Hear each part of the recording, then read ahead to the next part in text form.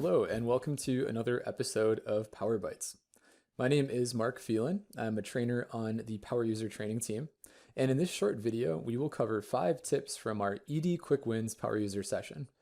Updating trackboard view buttons and columns, optimizing activity tabs, customizing a navigator within the chart, creating user smart sets for discharge, and adding orders in the dispo activity.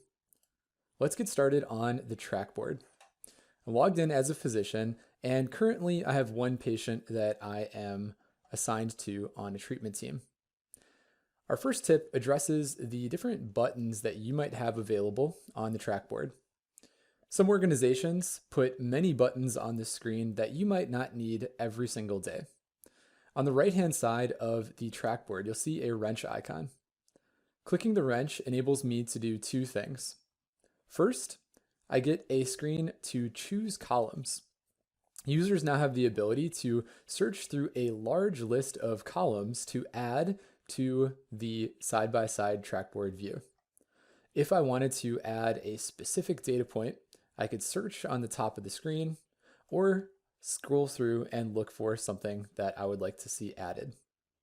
Perhaps I want to see if the patient has a due med within a configured window of time.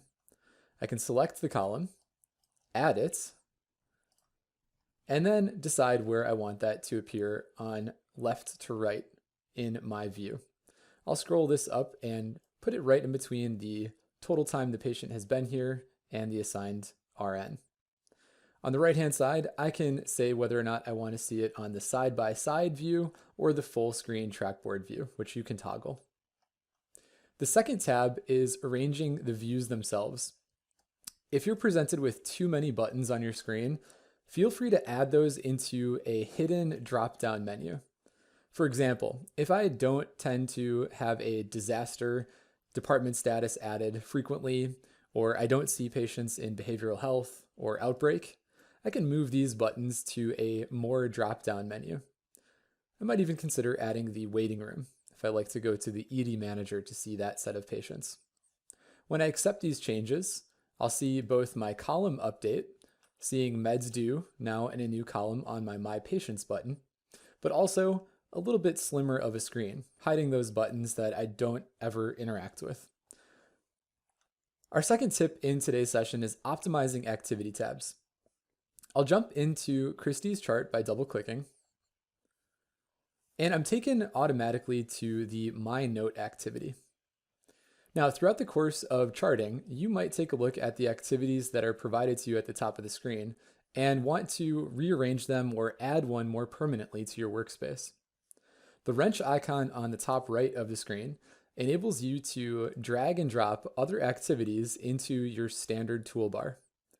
If I would like to add in patient event tracking or the problem list to my standard set of activity tabs, I can do that here. Something like the triage activity tab, I might review all that information on the trackboard and not need it inside of the chart. In similar fashion, I can drag and drop activities that I use elsewhere into my More Activity menu.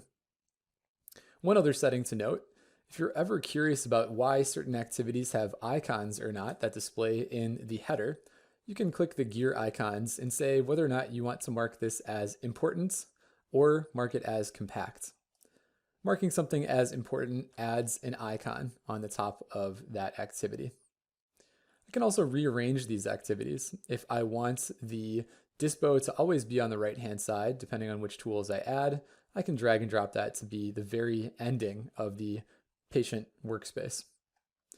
I click accept on the bottom right, and you can see that these updates have been made. These are user settings. They will only affect me and not other people in my department. Our third tip in this video is customizing navigator sections. Some of you have access to navigators. This My Note activity presents a series of sections starting with best practice advisories and ending with specimen collection. If BPAs are a little bit challenging to scroll past every single time I open the chart, perhaps I want to reorganize this so that the provider notes appear at the very top of this navigator. This setting comes from a wrench icon on the bottom left of the screen.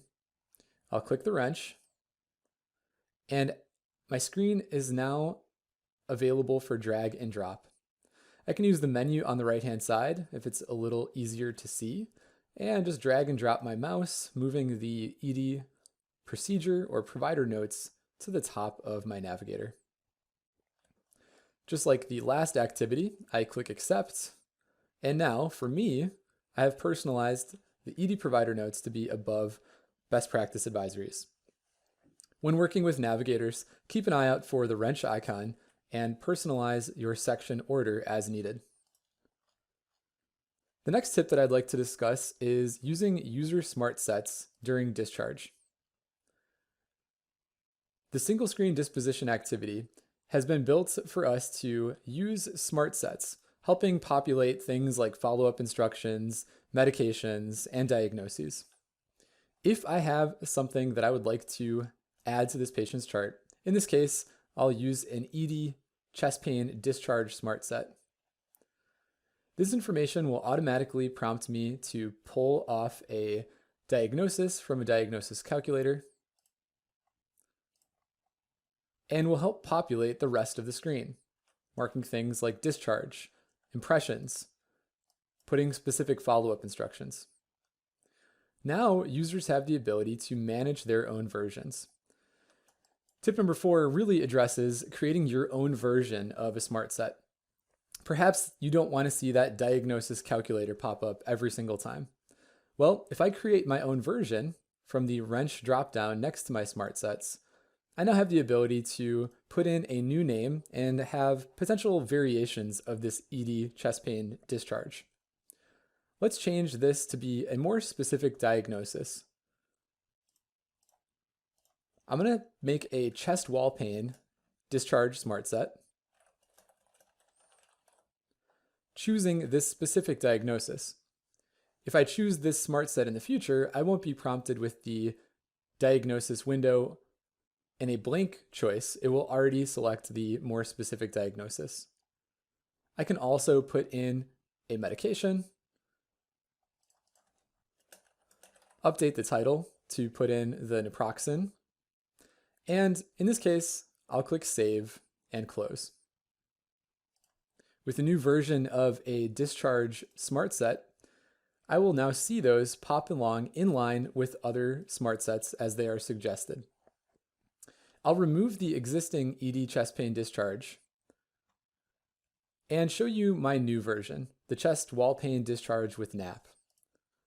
Now when I click the smart set, it automatically bypasses the diagnosis calculator, and you can see in my shopping cart on the right, the discharge order has already been added to my workspace. Personalize your smart sets to take advantage of that functionality in the disposition activity. The last thing that I'd like to address is adding orders in the disposition activity.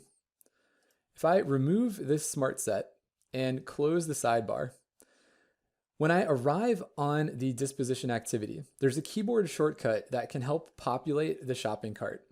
It's an important keyboard shortcut. Prior to determining the disposition as a discharge or an admit, you might want to get an order queued up. The keyboard shortcut to populate the sidebar is Control plus O. When I toggle this keyboard command, it will automatically pop open the sidebar. That will help me find this shopping cart window instead of having to click on this small button, which sometimes is not there if you have not yet decided on the disposition. And then I can go in and place a new order. One quick note, when placing new orders from the sidebar, like a stress test, the type of order that you will see, whether it is inpatient or outpatient mode, is dependent on the disposition that you have selected. So keep an eye out on the disposition that you have on the left-hand side of your screen before placing new orders, or be aware of whether you see a house or a bed icon during order entry. Thanks for watching this video. Hopefully you learned a couple different settings in the ED Quick Win session. If you are interested in self-studying more of this content, you can find the Power User training materials at galaxy.epic.com. And you can also learn how to register and sign up for the program watching our MD200 e-learning on welearning.epic.com. Thanks for watching and hope to talk to you again soon.